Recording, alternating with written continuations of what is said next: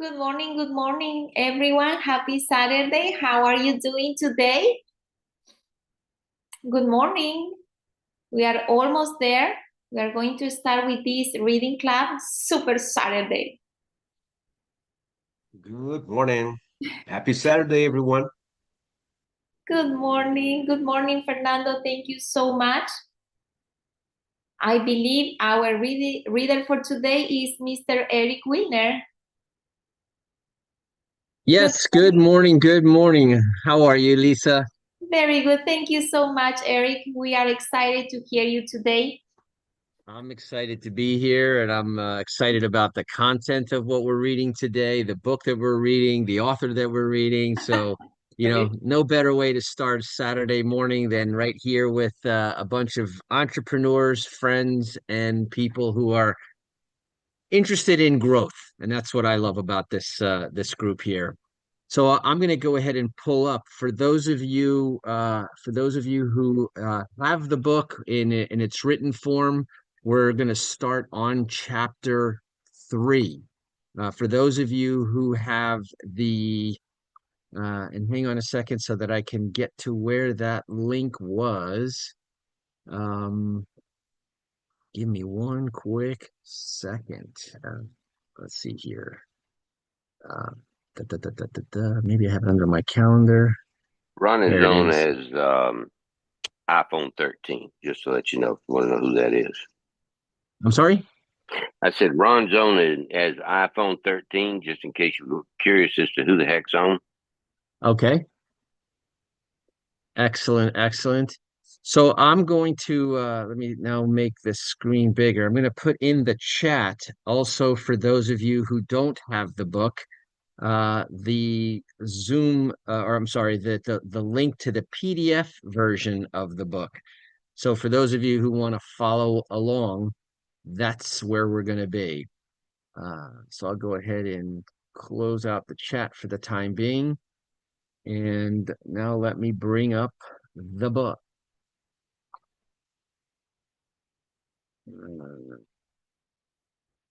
Here we go. Switch to this tab. That's what we want. Here we go. So if you're on the PDF version, in fact, before I get started, just a quick review since it's been a little bit since we were on this reading club meeting. But for those of you who want to catch up to where I'm at, I'm on page 86 if you're looking at the PDF. But if you're looking at the book, I'm on page 57. So I hope I'm not confusing. Physical book, page 57. PDF, page 86, because of all the stuff that they have in the beginning. But I want to go back. The last thing we did right before we finished off was talk about the cash flow quadrants, which is the name of this book. It's by Robert Kiyosaki, the cash flow quadrants. And the quadrants, if you will, picture take a piece of paper, divide it in half, and then fold it over in half again so that you have 4 squares. In the top left square, the E quadrant, which stands for the employee quadrant, those are people who either for a salary, for paid by the hour, but basically are trading hours for dollars, their time for a fixed amount of money. And even if it's variable, but for at that time, at given time, it's a fixed amount of money. The S quadrant is the self-employed quadrant. Now, still, basically trading hours for dollars, maybe at a higher level. And this is an example of this would be a lawyer, a doctor, a salesperson, a realtor, mortgage broker, you name it. If their efforts translate into dollars, they want to be their own boss, run their own hours and so forth. But still, when they stop working, the money stops coming in. And that's the S quadrant. And what you'll notice about the left side of the quadrant, you've heard me say it a few times, it's trading hours for dollars, your time for dollars. Now let's go over to the right side of the quadrant. You see the B there is in bold. B stands for business. And a business is a system, like a franchise, like McDonald's. And there's a system, and the system is so well defined that number one, the owner doesn't have to be there. He has employees, and you can even train high school students to put the fries in the fryer, to slap the burger on the buns. There is a step-by-step method, and that's what a business really is. It's a duplicatable, repeatable process that helps create value and therefore creates money.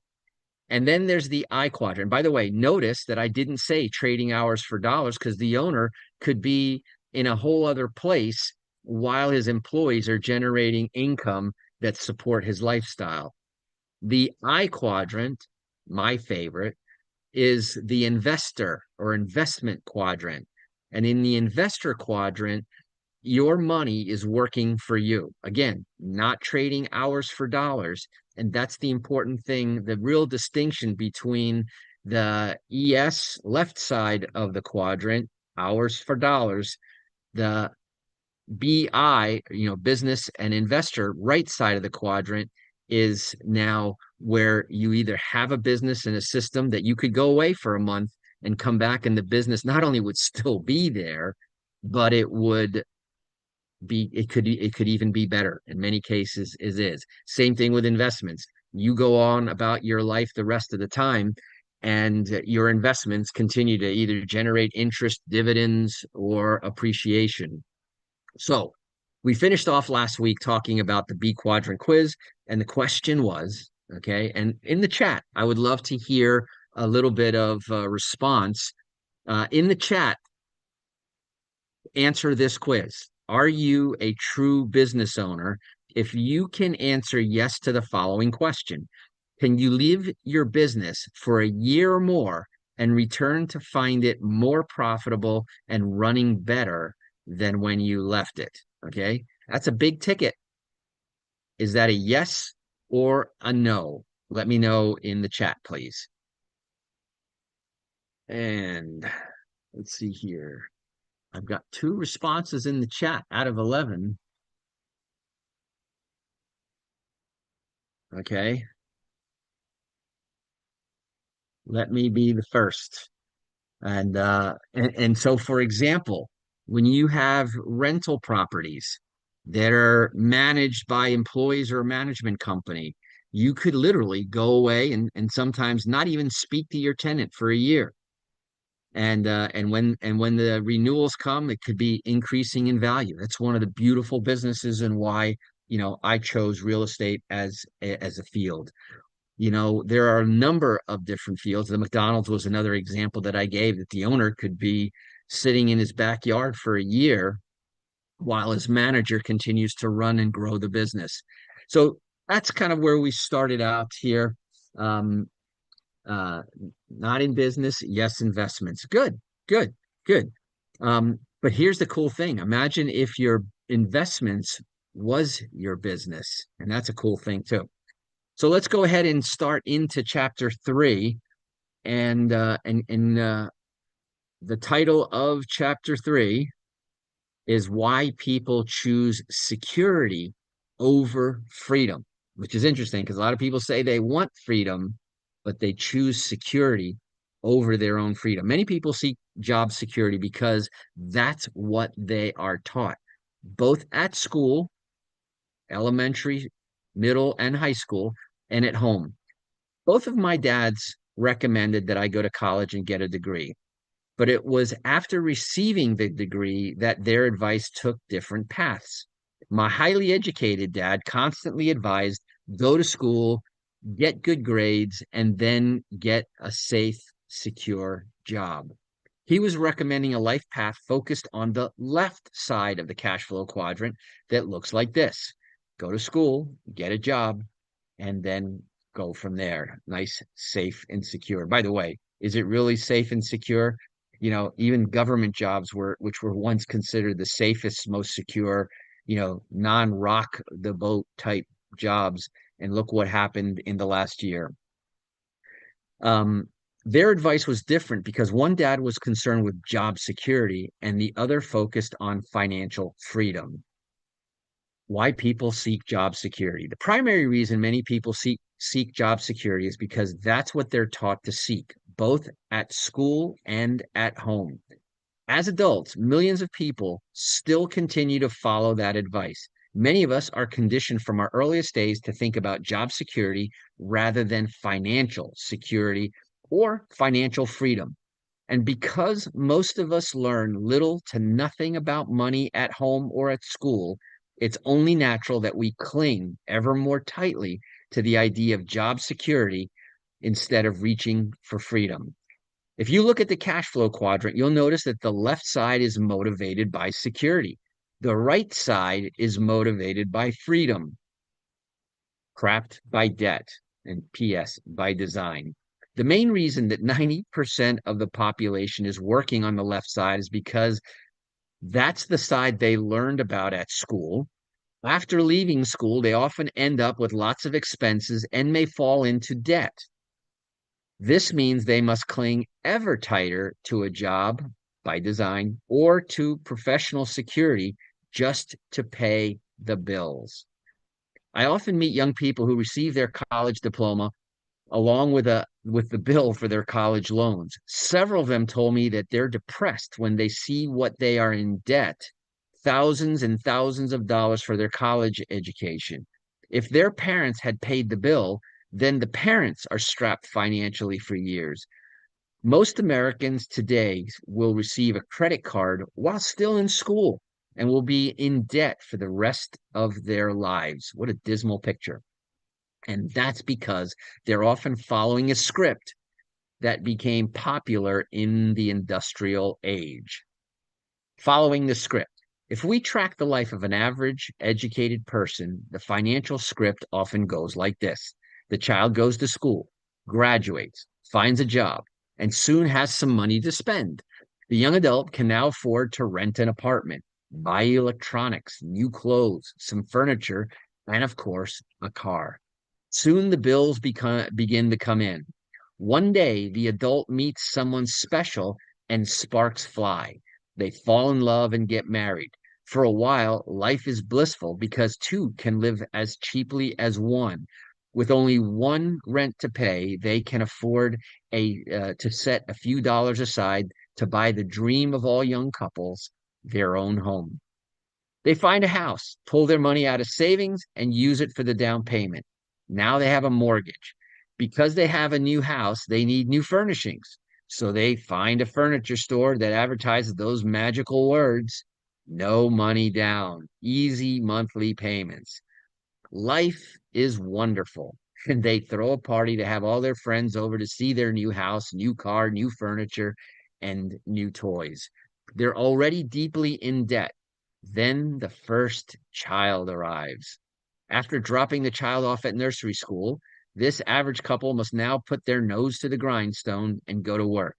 They become trapped by the need for job security simply because, on average, they're less than 3 months away from financial bankruptcy. These people will often say, I can't afford to quit. I have bills to pay. Versus the success trap. One of the reasons I learned so much from my rich dad was because he had the free time to teach me. As he grew more successful, he had more free time and money. His business got better, but he didn't have to work harder. He simply had his president expand the system and hire more people to do the work. If his investments did well, he reinvested the money and made more money. Instead of working, he spent hours with his son and me explaining to us everything he was doing in business and investing. I was learning more from him than I was learning at school. That's what happens when you work hard on the right side of the cash flow quadrant, the B and the I side. Glad we reviewed that. My highly educated dad worked hard too, but he worked hard on the left side. By working hard, getting promoted, and taking on more responsibility, he had less and less free time to spend with his kids.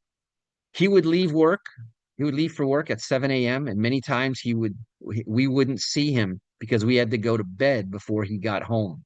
That's what happens when you work hard and become successful in the E and S quadrants.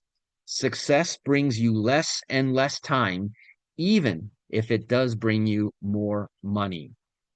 The money trap. Success on the B and the I side requires a particular kind of knowledge about money called financial intelligence. Rich Dad said that financial intelligence determined not so much how much money you make, but how much money you keep, how hard that money works for you, and how many generations you keep it.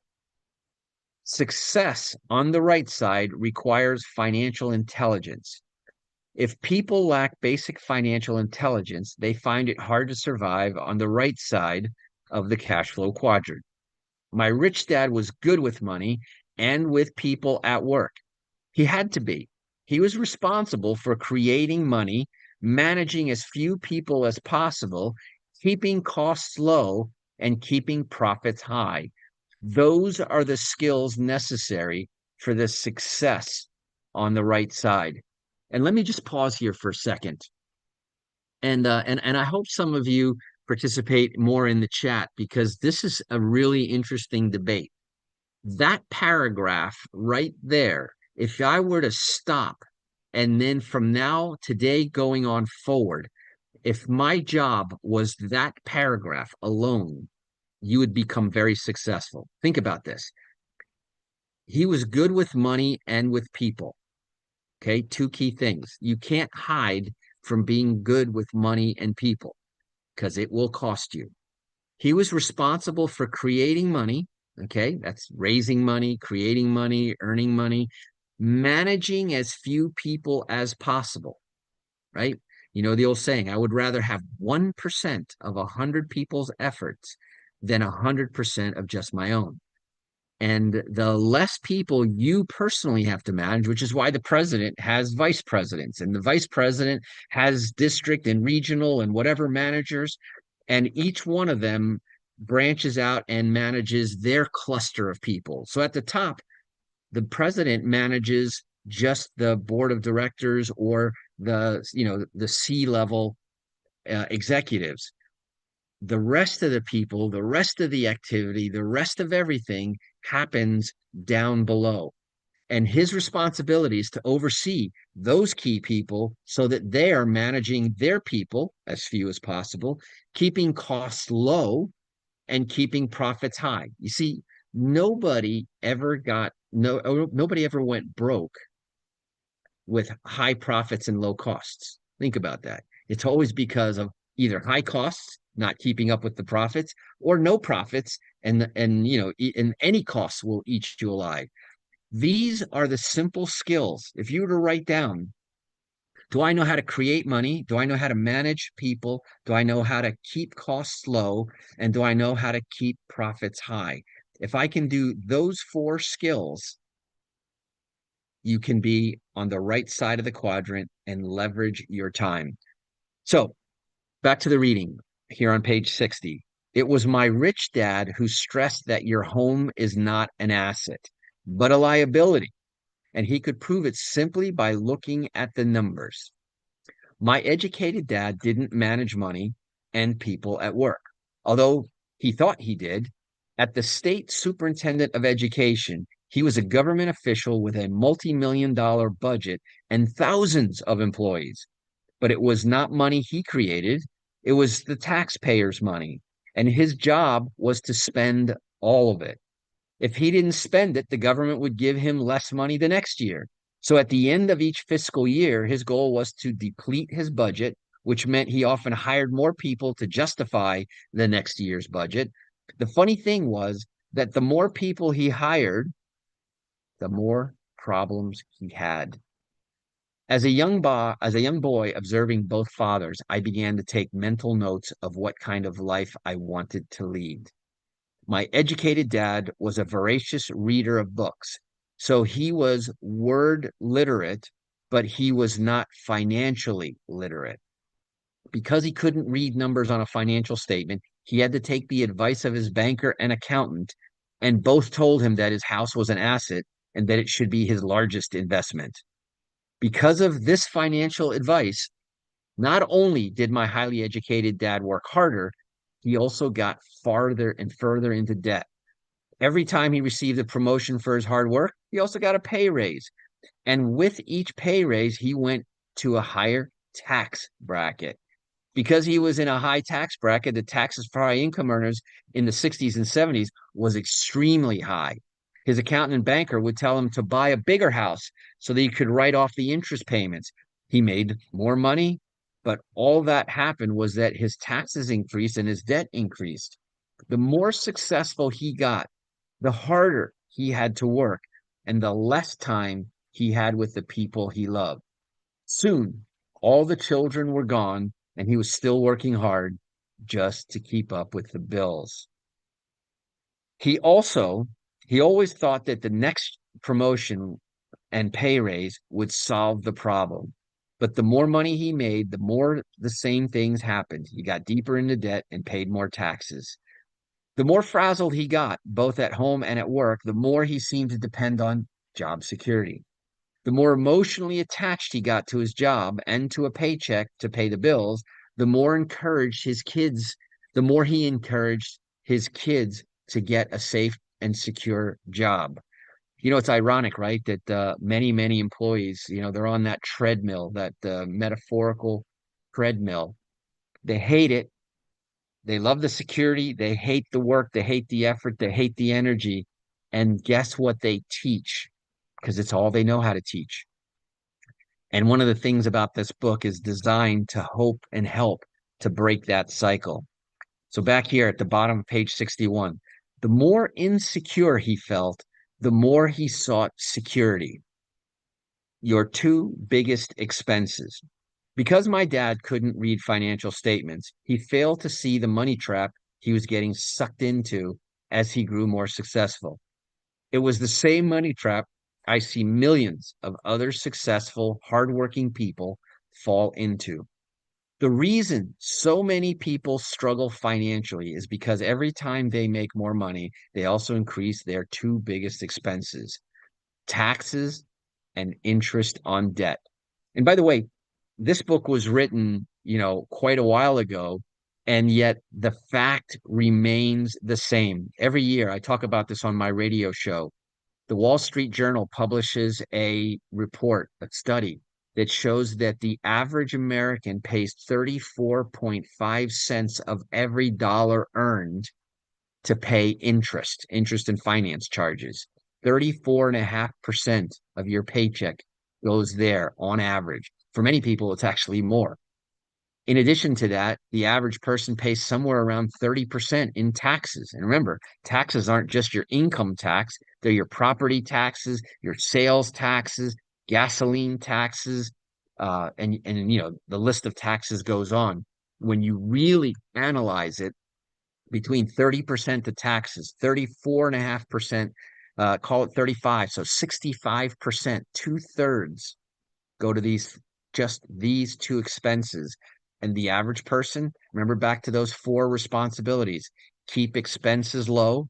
And the name of the game, in order to keep more money, is to reduce what you pay in taxes and reduce what you owe. So you reduce the interest that you have.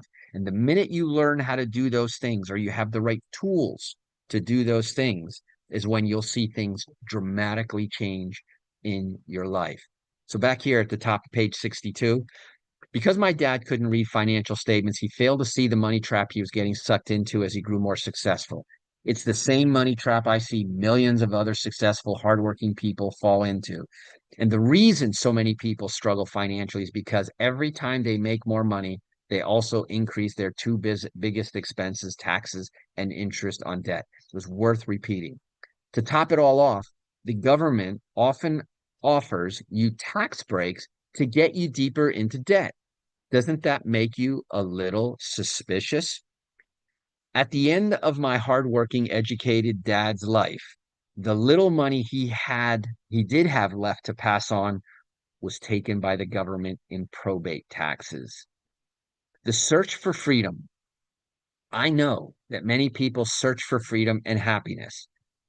The problem is that most people haven't been trained to work from the B and I quadrants. They've been trained instead to search for job security. Because of this training and their increased debt, most people limit their search for financial freedom to the left side of the cash flow quadrant. And unfortunately, financial security and financial freedom are seldom found in the E or the S quadrant. True security and freedom are only found on the right side. So going from job to job in search of freedom. One thing the cash flow quadrant is useful for is to track or observe a person's life pattern. Many people spend their life in search of security or freedom, but wind up instead going from job to job. For example, I have a friend from high school who I hear from every 5 years. He is also excited because he has found the perfect job and the company of his dreams. He loves the company. It's doing exciting things. He loves his work. He has an important title. The pay is great. The people are great. The benefits are great. And his chances for promotion are great. About 4.5 years later, I hear from him again. Only this time, he's dissatisfied. The company he works for is now corrupt and dishonest, and in his opinion, it doesn't treat its workers with respect. He hates his boss. He was passed over for a promotion, and they don't pay him enough. 6 months go by, and he's happy again because he found a new job, and the cycle starts anew. His life path looks something like a dog chasing its tail. It looks like this, around and around and around in the E quadrant. His life pattern, I was just checking for any comments in the chat, otherwise I'll move on. His life pattern is going from job to job. So far, he lives well because he's smart, attractive, and personable. But the years are catching up with him, and the younger people are now getting the jobs he used to get. He has a few $1,000s in savings, nothing set aside for retirement, a house he'll never own, child support payments, and college yet to pay for. His youngest child, 8, lives with his ex-wife, and his oldest child, 14, lives with him. He used to always say to me, I don't have to worry. I'm still young. I have time. I wonder if he's saying that now. Are you? In my opinion, he needs to make a serious effort to begin moving to either the B or the I quadrant quickly. A new attitude and a new educational process need to begin.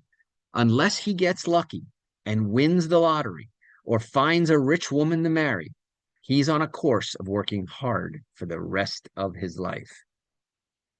Doing your own thing. Another common pattern is someone going from E to S. During periods of massive downsizing and unemployment, some people get the message. Instead of looking for another job, they decide to start their own businesses. There's been a boom in so-called home-based businesses. And by the way, remember, this book was written back, well over 10 years ago. I think it's almost 20 years ago.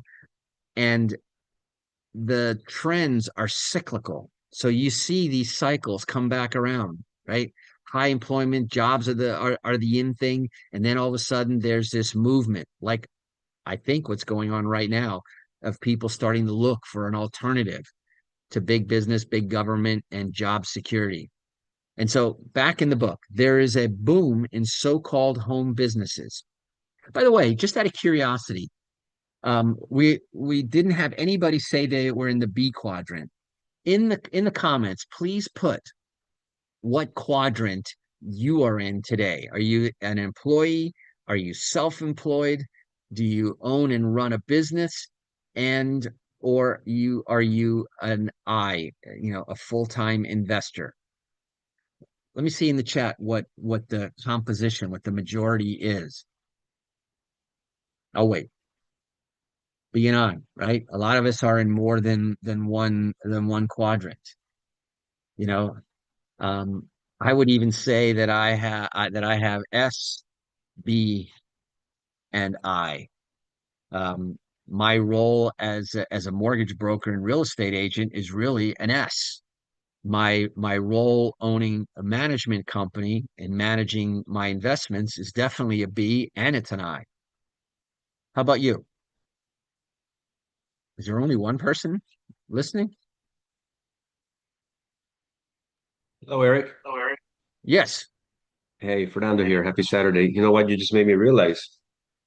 You're right. I'm still a part of the S quadrant, transition into the B quadrant, and obviously working on an I, a quadrant. But Yeah. yeah, most people like you were talking about, most people when we are a part of the E and S, it's like chasing our tail. We because we're trading time for dollars until eventually we run out of time. So it's a good read. Appreciate you. Thank you so much. You're welcome. And that's the whole idea, right? That we have these little insights. Another insight that I had that's, parallel to this book is to get an understanding that we really have three types of income. Income number one, which is the E and the S quadrant all day long, is what I call active income, trading hours for dollars. Number two is what I call semi-active uh, income, because semi-active income means, for example, I could be the manager of a sales team. I could be bottom line is I lead either a department or a group, but I get paid off of the efforts of the other people that I manage. So I'm really getting leverage now because I have, if I'm a sales manager, for example, and I get, part of the commission that all my sales team generates, now I have semi-active. It's not all me closing every sale. And many of us have that, but how we have both active and semi-active. That's really why we try to get into the self-employed and then the business. And then there's what I call number three, which is where you want to get to. And that's the only way that you'll ever retire, is to have passive income, sometimes called residual income. And so part of that, remember those four responsibilities in that paragraph. And I would love if someone would summarize that paragraph again in the chat, but is to understand where our income is coming from. Just to know, which one is it? Is this active income, semi-active income, or is it passive income? And then now track what percentage of your income. For many people, it's 100% active income, 0 and 0. But when you get this, then you said, okay, well, let's say that 50% is active income, 30% is semi-active income, and 10% is passive income. And the cool thing is, if you live within the active income budget, now you can take that passive income and have it create more passive income and create more passive. So the more that you can lower your taxes, lower your interest, lower your monthly payments, the more you will have left over that you can put to work for you. So anyway, quiet morning. I will tell you that. Very quiet morning. I hope you guys are getting this, and I hope you guys are enjoying this. So let's go back to the next part of the reading, doing your own thing. Another common pattern is someone going from the E to the S. During periods of massive downsizing and employment, some people get the message. Instead of looking for another job, they decide to start their own business. There's been a boom in so-called home-based businesses. Many people make the decision to start their own business, do their own thing, and be their own boss. Their career path looks like this. They go from the E to the S quadrant. Of all the life paths, this is the one I feel for the most. In my opinion, being an S can be extremely rewarding and the most risky. I think the S quadrant is the hardest quadrant there is. The failure rates are high, and if you make it, being successful can be worse than failing. That's because if you're successful as an S, you'll work harder than if you were in any other quadrants, and you'll work harder for a long time. The reason S's work the hardest is because they typically are the proverbial chief cook and bottle washer. They have to do or B, responsible for all the jobs that are done by many managers and employees in a bigger company. And S, just starting out, often answers the phone, pays the bills, makes the sales calls, tries to advertise on a small budget, handles customers, hires employees, fires employees, fills in when employees don't show up, and talks to the tax man, fights off the government inspectors, and on and on and on. You know, one comment about this, and just about the, you know, also the comments that are in the chat. Um, you know, there have been very successful people that went to Harvard, and there have been Harvard graduates. I'm not even talking about the dropouts like Bill Gates, who was immensely successful, dropped out, never finished college, and was immensely successful because of a lot of these principles. But there are people that go to Harvard and then end up doing nothing. I can't count on both hands the number of people that I know that have master's degrees and are minimum wage level workers. So it's not the degree, right? And the point that I really wanted to make out of this, because I also know very successful people that either had a fifth grade education, an eighth grade education, community college education, not even an A or B or C school education. They had, whatever, an unknown college education, yet went on to, have a thriving business, be very successful, and have the leverage. The bottom line, and I always say this, it's not what school you go to, it's what you take out of the school, and which means that we actively have to take out of, why do we read these books? Is it for entertainment, or is it because we're trying to squeeze the juice out of this information so that we can use it? So, um, personally, I cringe whenever I hear someone say they're going to start their own business. I wish them well, yet I feel great concern for them. I've seen so many E's take their life savings or borrow money from friends and family to start their own business. And 3 or so years of struggle and hard work later, the business folds, and instead of life savings, they have debt to pay off. And I've seen that over and over and over. Nationally, 9 out of 10 of these types of businesses fail within 5 years. One of the, if of the one that is remaining, 9 out of 10 of them will fail in the next 5 years. In other words, 99 out of 100 small businesses ultimately disappear in 10 years. And by the way, a lot of those businesses look like hobbies, don't they? It's something that somebody wanted to do. They wanted to cook and, open a restaurant, and they're forever broke. They want to design or create, print, sew, paint, and yet it was never really a business. I think the reason that most fail in the first 5 years is due to a lack of experience, number one, and a lack of capital. The reason the one super survivor often fails in the second 5 years is due to lack of capital, isn't due to lack of capital, the lack of energy. The hours of long hard work finally get to the person, and many S's just burn out and then go back and get a job. Those who do survive seem to have become used to the idea of getting up, going to work, and working harder forever. That seems to be all they know and all they do. I have a friend whose parents have spent the last 45 years working long hours in their liquor store. As crime increased in their neighborhood, they had to put up steel bars on the doors and on all the windows. Today, money is passed through a slot, much like a bank.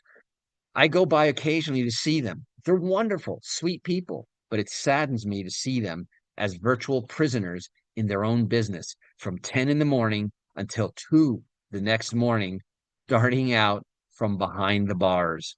Ironic, right? Talk about a prison image. Many wise S's sell their businesses at their peak before they run out of steam to someone else with energy and money.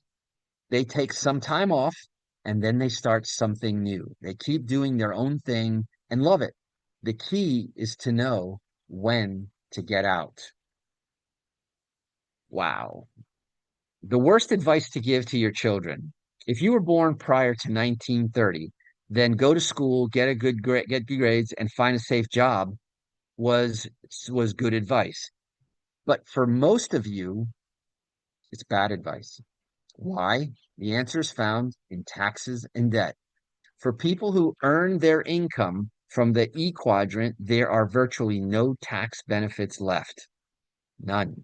Today in America, being an employee means that you are a 50-50 partner with the government.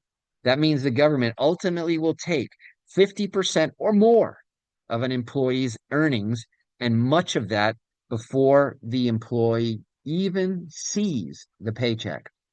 When you consider that the government offers tax breaks for going further into debt, the path to financial freedom is virtually impossible for most people in the E and S quadrant. Boom. I often hear accountants tell clients who begin earning more income from the E quadrant to buy a bigger house so they can receive a bigger tax break. While that may make sense to someone on the left side of the cash flow quadrant, it makes no sense to someone on the right side. Who pays the most taxes? The rich do not pay a lot in income taxes. Why? Simply because they don't earn their money as employees. Ultra rich know that the best way to avoid taxes legally is by generating income out of the B and the I quadrants. If people earn money in the E quadrant, the only tax break they're offered is to buy a bigger house and to go into greater debt.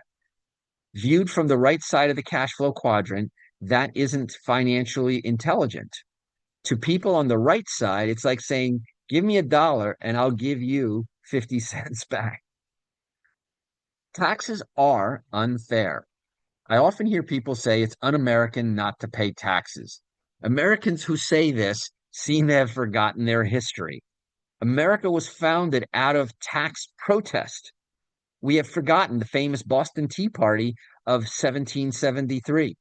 This rebellion sparked the Revolutionary War and was all about taxation, taxation without representation.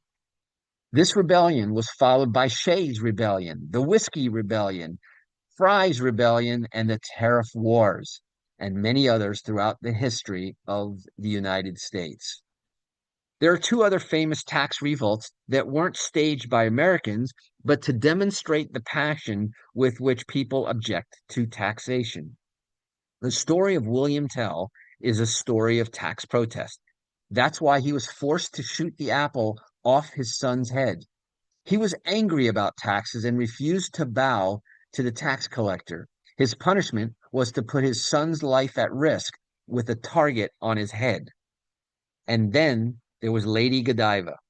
She pleaded with her husband, the Earl of Mercia, to lower taxes in her town. Her husband said he would lower the taxes if she would ride naked through the town. She took him up on the offer. Tax advantages. Taxes may be a necessity of modern civilization, but problems arise when taxes become abusive and mismanaged. As millions of baby boomers begin to retire, they will shift from the role of taxpayers to retirees and Social Security recipients. And that's going on right now. There will be a need to collect more taxes to support this shift. America and other great nations will decline financially. Individuals with money will leave in search of countries that welcome their money instead of penalizing them for having it. And there again, we see that few tax advantages on the left side, many tax advantages on the right side. And put a 1 in the chat if you know someone that pays little or no taxes. Oh, by the way, that makes money, right? That's a big difference. Do you know someone who makes great money and pays, in your opinion, little or no taxes? Still in chapter 3, top of the page, a big mistake. A newspaper reporter once asked me how much money I made during the prior year. I replied, approximately $1 million. And how much did you pay in taxes, he asked. Nothing, I said. That money was made in capital gains, and I was able to indefinitely defer those taxes. I sold 3 pieces of real estate and put them through a Section 1031 exchange under the U.S. Internal Revenue Code. I never touched the money. I just reinvested it into a much larger property. A few days later, the newspaper ran the story. Rich man makes $1 million and admits to paying nothing in taxes. I did say something like that, but a few choice words were missing, which distorted the message. I don't know if the reporter was being malicious or if he simply didn't understand what a 1031 exchange is. Whatever the reason, though, it's a perfect example of the different points of view coming from the different quadrants. As I said, not all income is equal. Some income is much less taxed than others. Most people focus on income, not assets. And this is where the book starts to get interesting because the book starts to talk about assets as well. And assets at the end of the day is the name of the game. Income to buy assets. And then, another conversation that we can probably have later that I talk about a lot on my radio show is that there's good debt and there's bad debt, right? Debt to go out to eat is bad debt. You ate the meal, probably digested it in 24 hours, and you're going to pay for it for the next 9 years. That's how ridiculous it really is.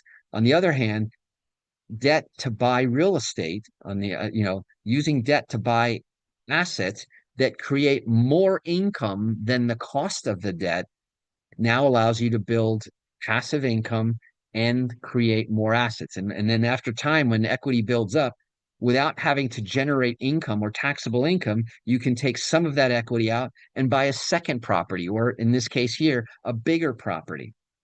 So most people focus on income, not assets, like the reporter. The reporter earns his money in this column, the income column. And then I earn money in this column, the asset column. Very interesting, right? Two completely different worlds there where their income comes from. The reporter, by the way, if I were in my paper book, I would be folding down the edge of the page here. And if you looked at my books, you'll see that I write in them, I highlight them, I bend the pages so that when I come back, I know exactly which pages have the key information. This, my friends, is a big revelation for some people. Eric, Let's go on now. Page 70. Yes. yeah, real quick on that. The way that Robert Kiyosaki talks about generating money, which is something I couldn't understand before. It's OPM, and the Yep. reason why he doesn't pay taxes at all is because he's constantly using the bank's money to make money, which is good debt. And that's the topic that I'm kind of getting in regards to what you're reading for us today. Is really understanding if you know how to leverage from debt, and because when it's good debt, correct me if I'm wrong, right? And the more you're able to buy properties and continue to do it through the banking system, you're generating profits, but you don't pay taxes because it's money moved through good debt. Is that correct? That is correct. That is correct. And so there definitely is a difference between good debt, right? Used to grow, buy and acquire and grow your assets, and bad debt, which is really an expense. Excellent. All right. So that's one thing that I'm learning from what we're doing now with the company that we're with is understanding OPM and assets, leveraging from assets, putting your the debt to work to accumulate assets. Besides, obviously, the network marketing compensation plan, which is another way to build income, walk away income, which is residual. Good stuff. Thank you, Eric. Hey, Eric. Yes. Many years ago, I was walking through the house and I had the TV going, and there was a talk show host interviewing um, Bill Gates, and he asked him, "What do you think attributed most to your wealth and growth as a business?" And it stopped me dead in my tracks for that question. And then Bill thought for a brief second and said, a working knowledge of the tax code. And that just stopped me in my tracks. How about that, right? It wasn't software, it wasn't technology, a working knowledge of the tax code, which, by the way, most people don't have. Most people don't have a working knowledge of the tax code, and that is probably fatal flaw number one. And you can even see it in the in recent years in politics. When Donald Trump was running against Hillary Clinton, and he thought it was going to be a real jab to say that he didn't pay, how little in taxes he paid, and he turned that right around and explained that he does everything according to the tax code. If you don't like the tax code, change the tax code, but don't penalize a player for playing the game by the rules and winning. And so, it's an important thing. Those top two things, if you only focused on those top two things, you would be better off. Just it's not the complete picture for all of that. So thanks, Ron. And I'll also add to this. I just finished reading another great book. And by the way, you notice that, not only to sort of promote our reading club, there's an old saying that says readers are leaders.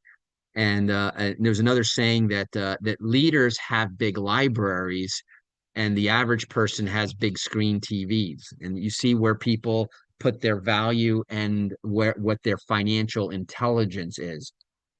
I can't tell you how many of tenants that rent properties that I manage who have better electronics than I do. Sometimes nicer cars than I do. And I always smile about it because it's exactly this diagram that we're talking about, because most people live in that top square and often never get to the bottom square here because their income becomes their expenses, and income minus expenses equals profit. And if there's zero profit to invest, zero goes in to the assets there. So I read this book, which is phenomenal. I highly recommend it. And it is Pay Zero Taxes, the Buy, Borrow, Die Strategy. All right. It's a very interesting book. Erica gave me that book, and I'm going to tell you, I read it. I've dog-eared it, and now I have a checklist of things to do. Jameson. Now I'm digging into the book that you sent me. And I absolutely love that book. It's called Perpetual Wealth, and it talks about it. And I'll just add this short little story. And think about your career and your assets as a forest. You see, if you had a forest and you chop down the trees without planting new trees, you'll run out of trees. If you don't manage the forest well and plant more in the forest, then it'll eventually run out later. But if you, number one, plant the forest, and that means plant and wait, right? Because you can't plant and immediately harvest. So they were using the example about, pear trees. Takes about 5 years for the tree to bear fruit. But once it bears fruit for 75 years. Think about that. And so same thing goes with your investments, just like a pear orchard. They then went on, talked about, that sounds like a lot by American standards, but in Europe, they plant olive trees that can take longer to bear olives, but they generate olives for hundreds of years, even over 1,000 years. So much so that in Europe, those trees are legally protected because they're so valuable. And think about the mindset that is. And that's why, by the way, I'm diving into that book, Jameson. We'll talk more about that. But it's all part and parcel of the financial intelligence that if you don't have, like Ron just said, a working knowledge of the tax code and a working knowledge of money, as in the money game. Dr. Parker always talks about the money game, and it's real. It's a real thing. But the good news is that there's rules. And if you master the rules, You know, there are some people that are masters of the rules, i.e., coaches. They're not particularly great players, but because they know the rules and how to put the right players, talk about leverage, right? They're the coach, the players, the quarterback executes the throws, the running back runs, the defense does the blocking. He manages that, and then he's, you know, a world famous champion coach. So back to the book. The reporter earns his money out of the E quadrant. We all know that. I earn my million in this quadrant, the I quadrant. Today, I still hear people say, I'm going back to school so that I can get a raise, or I'm working hard so I can get a promotion. These are words or ideas of a person who is focusing on the income column of the financial statement or the E quadrant. Those are the words of a person who will give half of that raise to the government and work harder and longer to do it. In an upcoming chapter, I'll explain how people on the right side of the cash flow quadrant utilizes taxes as an asset. Instead of the liability, it is for most people on the left side. It's not a matter of being unpatriotic. It's about fighting back legally to defend the right to keep as much money as possible. The pursuit of life, liberty, and the pursuit of happiness. Countries where people don't protest their taxes often have depressed economies. So let's talk about get rich quickly. For Kim and me to go from homeless to financially free quickly meant earning our money in the B and I quadrants. In these quadrants, you can get rich quickly because you can avoid paying taxes legally. And by being able to keep more money and have that money work for us, we found freedom quickly. How to get free. You probably want to sit up and pay attention now. Debt and taxes are the main reasons most people never feel financially secure or achieve financial freedom. The path to security or freedom is found on the right side of the cash flow quadrant. You need to go beyond job security and know the difference between financial security and financial freedom. As you know, my highly educated dad was fixated on job security, as are most people of his generation. He assumed that job security meant financial security until, that is, he lost his job and couldn't find another. My rich dad never talked about job security. He talked instead about financial freedom. The answer to finding the kind of security or freedom you desire can be found in observing the patterns found in the cash flow quadrant. The pattern for job security, out of school, into the E or the S quadrant. People who follow this pattern are often good at performing their job. They're task people, not business people, task people. Many spent years in school and years on the job gaining experience. The problem isn't that they know little about the B quadrant or the I quadrant, even if they have a retirement plan. They feel financially insecure because they've been trained only for job security. Knowledge is power. I grew up hearing that term.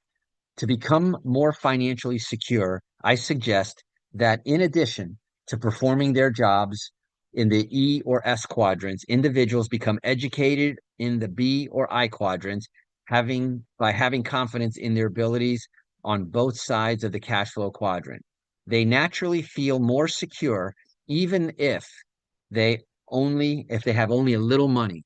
Knowledge is power, and when an opportunity presents itself, they will be prepared to act with confidence. That is why our maker gives us two legs.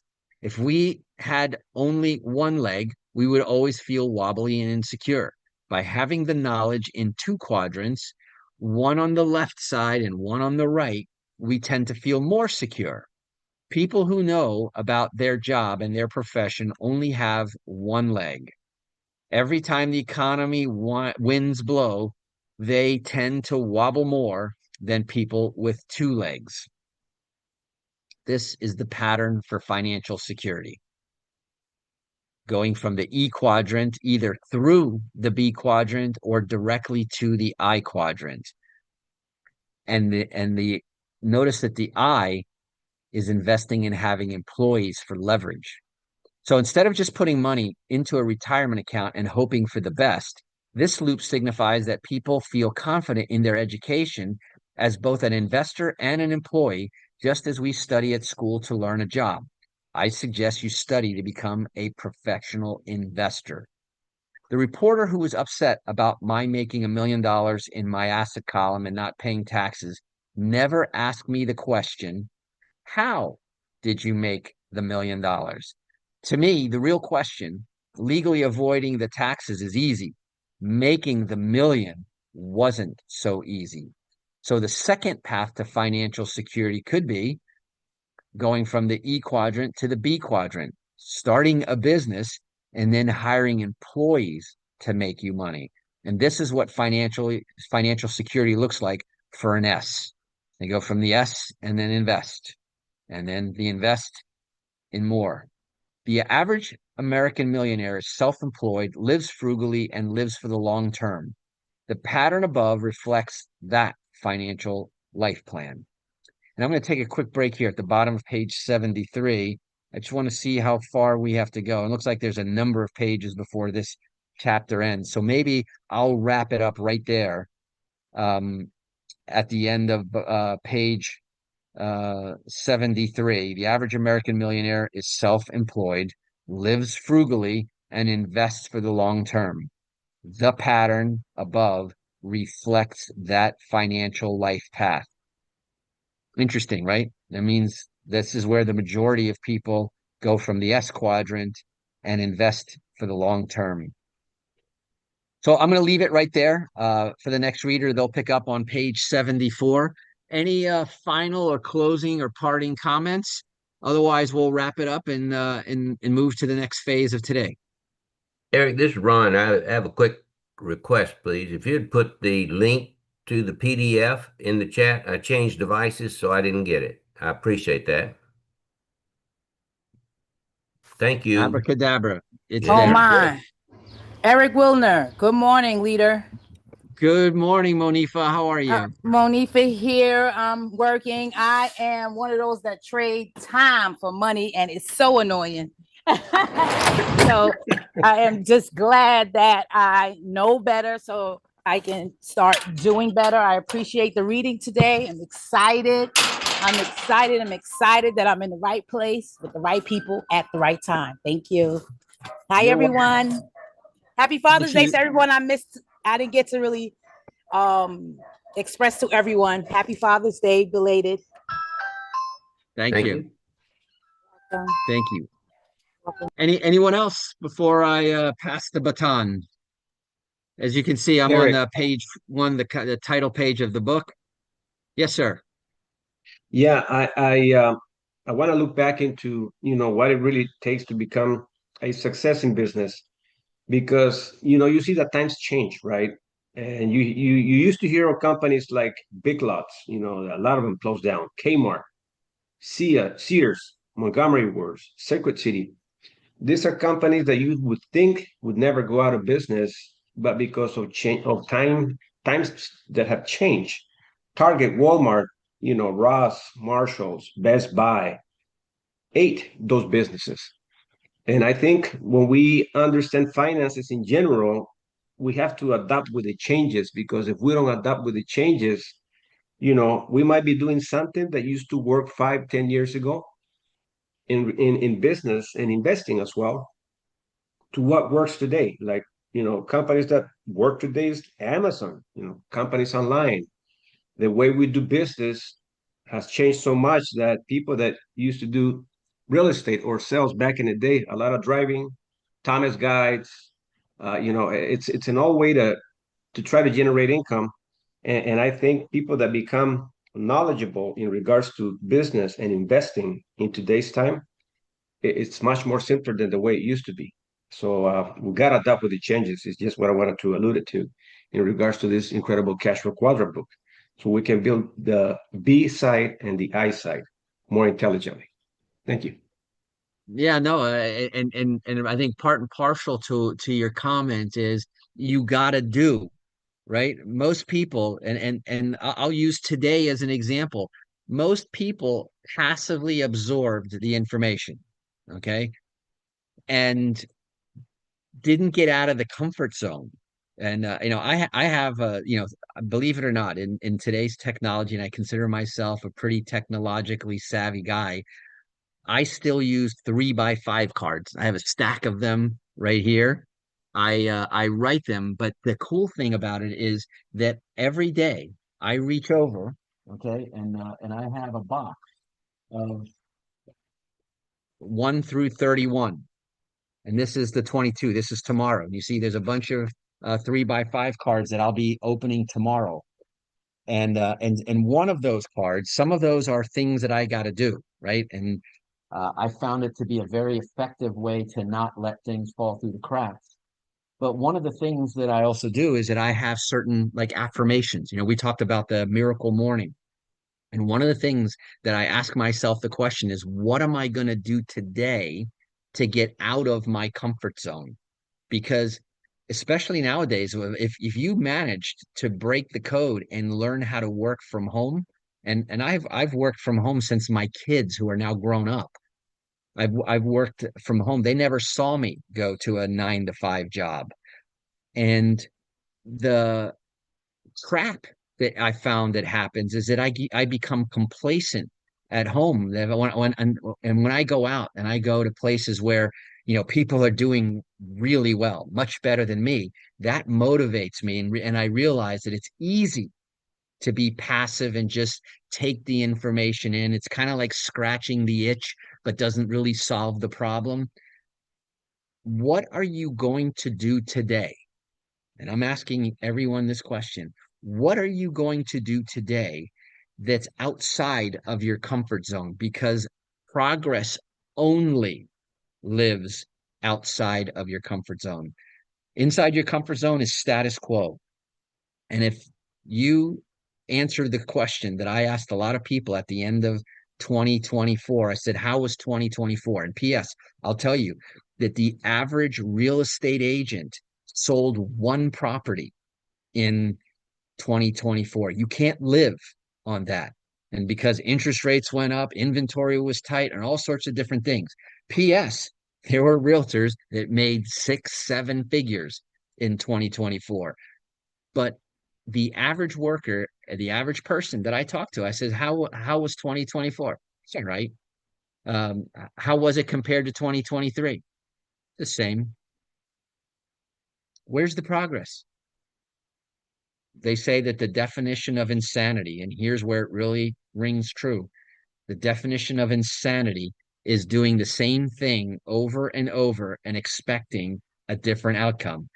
People think that by getting in their car, commuting to work, putting in their 8 hours, 40 hours a week, 40 years of their life, something is going to change. Today, that formula gives you a 40% retirement on a social insecurity plan and program, because someday a politician, much like the one that we have today, is going to come in and is going to shake up that system. And they're going to say this was insurance. This is not a retirement plan. More and more companies and the government are telling you that you are responsible for your retirement. The government really shouldn't be responsible for your retirement. That is the reason why our founding fathers left England, for the opportunity to do better and be in control of their lives. So anyway, what are you doing today outside of your comfort zone? On that note, Fernando, let me pass the baton back to you because I could talk all day. Oh my God, man. You really put us to think. What are we doing to create change? Yeah, if we're not uncomfortable, we're stuck in the mud, trying to get out of a situation that we can, but we continue to do the same old, same old, same old. So that was a deep conversation. Great read, but you wrapped that up pretty well. Thank you so much, Eric. Appreciate that. Awesome. Thank you. All right. So anyone else, any comments? Great read this morning. I took a lot of notes. As a matter of fact, I know everyone else, took a lot of notes as well. But if there are now no one raising their hands or participating on the mic with the microphone, we're gonna get down to the music. So we got another 20 minutes. We have the presenter of today. She is a phenomenal presenter, okay? We challenge her and she says, okay, I'll do it. So we're gonna have Elisa presenting for us today, part of the conversation, and then I'll end up wrapping it up right after she finishes her part. But with that being said, we're gonna get to the invites and play a little music. Let me just turn off So Fernando, by the way, that was case in point. So we know what Elisa